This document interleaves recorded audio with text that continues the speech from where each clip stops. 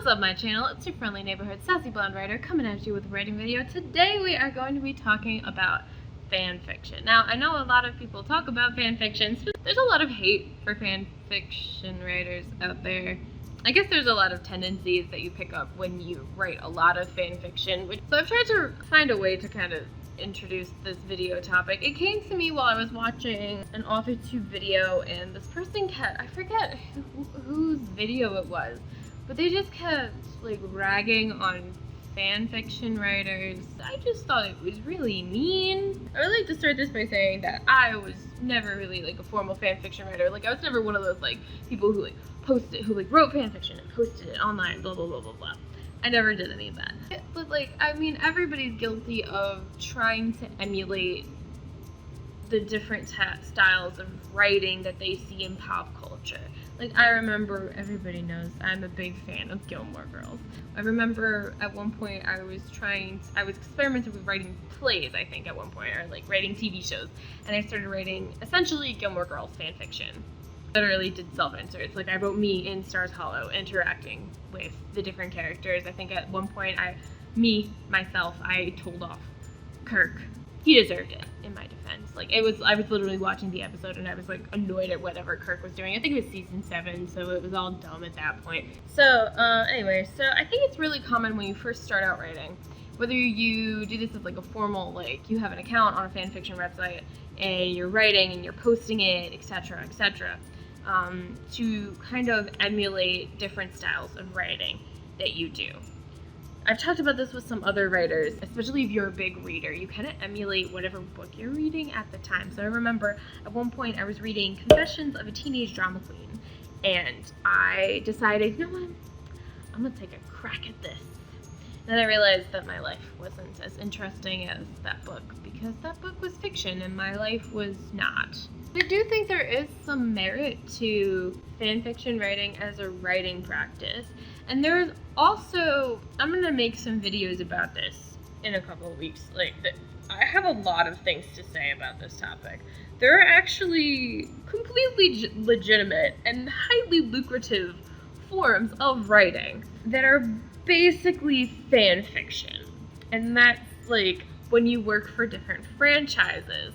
And a franchise, if you were unaware, is a collection of related media from which several derivative works have been produced from an original creative work of fiction, like a film, a book, a TV show, or a video game. So think Avatar: The Last Airbender, Star Wars, Harry Potter, Lord of the Rings, Call of Duty. Pretty much anything that has more than one movie or is a TV series is essentially a franchise. Fan fiction essentially happens when a fan takes a pre-existing franchise and puts their own spin on it. I think that this is a really good writing exercise, especially if you're just starting out, you're kind of getting yourself familiarized with the different tropes and different characters, and you're learning about your own writing style. I think there's nothing wrong with writing fan fiction and experimenting as a writer. So here I am listing the reasons why writing fan fiction is a completely valid form of practicing writing. This is going to be part of a series of videos that I'm doing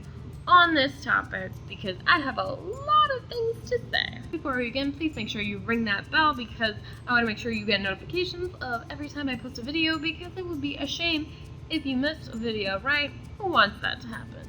Now that that's out of the way, let's begin. So, reason number 1. Writing fan fiction is literally an ancient practice. I consider the earliest form of fan fiction to be Baroque opera. Baroque operas are where composers took characters from different mythologies. And I'm not just talking like within the same mythology. I'm talking characters from Greek mythology, Norse mythology, and Celtic mythology. Yeah, that's right. So all of a sudden, the goddess Athena is hanging out with Thor, and then they're going over to chill with the talking fish from Celtic mythology, because sure, threw them all together, and then they're all hanging out with the Amazons. Because why not? The idea of putting own spin on a pre-existing story is nothing new. I don't get why people like are always hating on fan fiction and acting like it's a terrible new thing that only just came about because of the inception of the internet. 2, sometimes fan fiction can turn into something on its own through retellings. Now, there are so many different takes on fairy tales alone, especially because retellings, and I'm going to have a separate video about what retellings are and going into detail about how to do a retelling, public domain, etc., etc. There's so many different takes on fairy tales out there, and they're all public domain, so it's all up for grabs. It's the same thing with Shakespearean tales, Arthurian legends, folk tales, Jane Austen novels. There's so many retellings of Pride and Prejudice out there. It's ridiculous. Penny Dreadful combined the stories from Pictures of Dorian Gray by Oscar Wilde, Dracula by Bram Stoker, Frankenstein by Mary Shelley, and put them all together and then put their own spin on it, and then they had their own completely independent story. Writing a retelling of something, especially when it is in public domain, is essentially writing fan fiction because there is a source material that it's based off of. And the same thing is true if you write a continuation of a story that is in the public domain. For example, you have something like Wicked, which is a musical, which is based off of a novel, which was essentially written as fan fiction to The Wizard of Oz, giving the Wicked Witch of the West her own story and her own origin story. And it's really interesting to read, but it is essentially fan fiction. Another example of that is Death Comes to Pemberton, which is a gothic murder mystery that is set a couple of years after the events in Pride and Prejudice. Not written by Jane Austen. It's actually a pretty modern book. That's another example. It's essentially fan fiction because it wasn't written by the original author. It was not okayed by the original author because Austen is long gone by now. But you know what? It's okay because it's in the public domain. But that's the thing, is that it's essentially fan fiction that took on its own thing, its own life. 3. Ghostwriting. A completely valid way to make money in a franchise that already exists. And what is ghostwriting? Ghostwriting is when somebody writes material for someone else who is named as the author. And this is very common for franchises, books that are owned by the publisher, not a specific author. So Nancy Drew, The Hardy Boys, and The Babysitter's Club are all examples of books that were actually ghostwritten. Why? Because the actual concept came from the publisher. The idea came from the publisher and they just found authors to write the different books. It didn't come from an author who brought it to the publisher. A lot of times celebrities have somebody ghostwrite their book because they need somebody to kind of give everything flow. Ghostwriting is a pretty common practice, but in this particular instance, you get a job to ghostwrite for Nancy Drew. You're essentially writing Nancy Drew fiction, but making money. One of the problems with ghostwriting is that all the royalties from the sales actually go to the publisher because they do own everything. I think you get paid like a flat fee or something like that. It's all negotiated in the contract, but generally you just get paid, at least for this. But ghostwriting is essentially writing fan fiction. I was watching a video by some other authortuber who was talking about how they used to write Babysitter's Club fan fiction, and I wanted, but you could have been a ghostwriter. But I was like, but you're already an author, so like it doesn't matter. But yes, the Babysitter's Club, that's part of the reason why they still have books coming out. It's not because Nancy Drew's author, Carolyn Keene, is still kicking. It's because it's owned by the publisher and they just keep finding new ghostwriters. I think Riverdale did a whole plot, fake Hardy Boys knockoff one, but it was essentially that where you find out like they weren't really the authors. And yeah, that's pretty common. And then like somebody like gets hired in Riverdale and they're like, I'm gonna make all this money. I'm like, you're actually not gonna make as much money as you think you are. Ghostwriting is essentially fan fiction in these cases like Nancy Drew, Hardy Boys, and Babysitter's Club. However, it's a completely valid way to make money because the whole thing is when you're ghostwriting for these particular stories, you have to get into the head of someone else who wrote before you, understand the different characters that you did not create, and come up with a story that you kind of put your own spin on, but you have to balance out how much is you and how much is like what was there before you. It's a balancing act. That is essentially what fan fiction is. 4. Another reason why fan fiction is a great writing exercise, even if you're just writing fan fiction and you're never going to show it to anybody, is it's a great writing exercise to practice just creating character arcs because the characters already exist. You don't have to worry about figuring out who your characters are.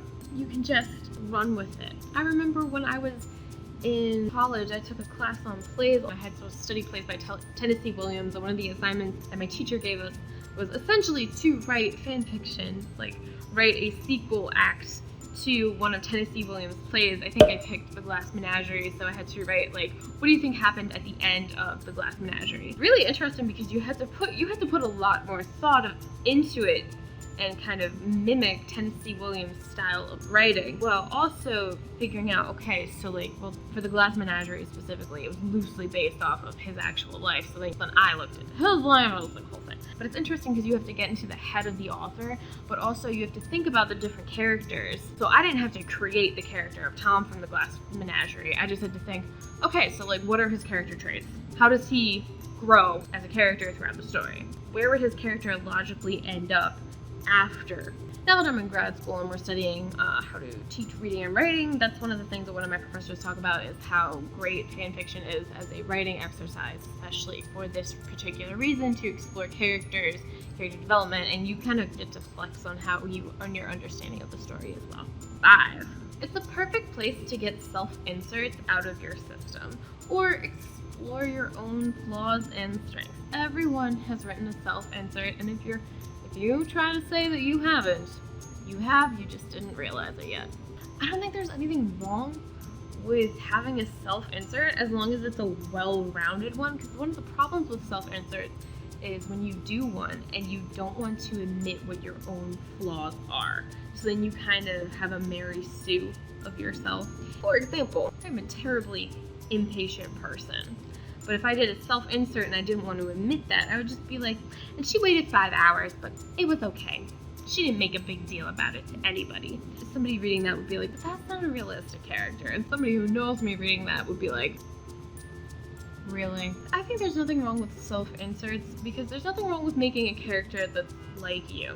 In fact, especially when you first start writing your book, it's the easiest way to make your characters like you, and then you get more experience writing and you can kind of branch out with different types of characters. But I think that's part of the reason why people hate self-inserts so much is because a lot of times when people put themselves into a story, they don't want to write about themselves realistically. And that's where the Mary Sue, Gary Stu comes in. She's never seen a baseball before, so it's okay that she's a natural at it without any coaching or training, or he's never played the piano.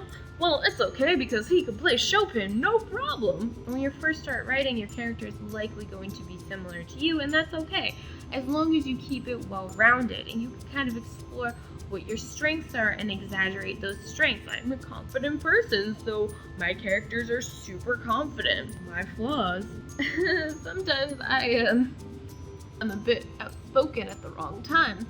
So, what do my characters do?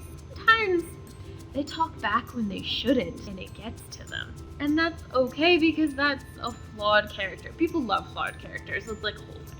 I want to end this video off with some of the topics that I want to cover in the next couple of videos, and that is going to be on reboots, remakes, retellings, and adaptations.